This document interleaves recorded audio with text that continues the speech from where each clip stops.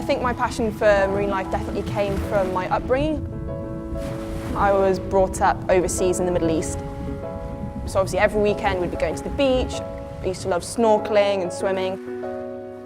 Been to Oman, saw lots of wildlife like washed up on the beaches. And you could really see like the impact of fishing nets and basically marine litter.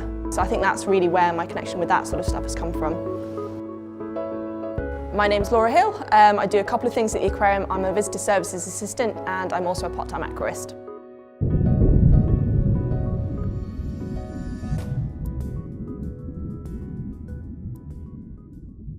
So here at Bristol Aquarium we've got pretty successful breeding programs for our big-bellied seahorses, just behind me, and also our dogfish, so our lesser spotted cat sharks, also just quite recently our line seahorses, which are the tropical species that we've got. Quite often it's not always sustainable to always wild catch fish for aquariums. Often you can trade animals with other zoos and aquariums, just so obviously you get genetic diversity, which again is going to make sure it's slightly healthier. With the big-bellied seahorses behind me, they've got a very elaborate sort of mating procedure, which is why we've got them in a nice big tall tank. So what they do is they kind of get a little bit of flirt on. They tend to do a little sort of dance around each other and pair up, sort of swim up and around. And then basically, quite often people know it's the males that carry the babies. Female basically deposits her eggs inside a pouch that the male's got, and that's sort of where they all gestate. And then they all just come out of the pouch when they're born. They're pretty small, quite fully formed though, they just look like miniature adults.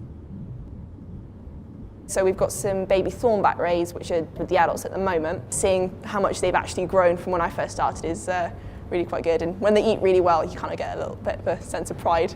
It's like, yes, you're doing so well, keep going. For all of us working here, yeah, we do have a really strong connection with all the animals that we're looking after, because obviously we are responsible for them, we do take care of them, we get to know their personalities. Quite often people don't give fish enough credit for actually having personalities, which is actually very much something that we see that they do have, especially some species more than others, like the octopus really got our own distinctive personality. Yeah, we do get quite attached to them. We've got a big native tank behind us. We nickname that the menu tank. One of the points we do like to raise with that is about sustainability when eating fish. Just making people aware in their everyday lives what they can change to actually help the environment a little bit more.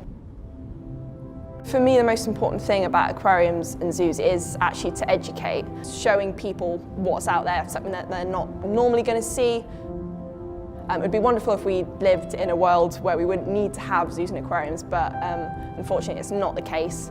And I very much think that in order to make people actually care about the wider environment, you need to get that personal connection. And they're only really going to get that if they have these experiences. They come, they see firsthand, they're actually engaged with, and they find out all the cool sort of interesting facts about nature. Make them aware of what is actually out there that sort of deserves their attention and actually needs protecting.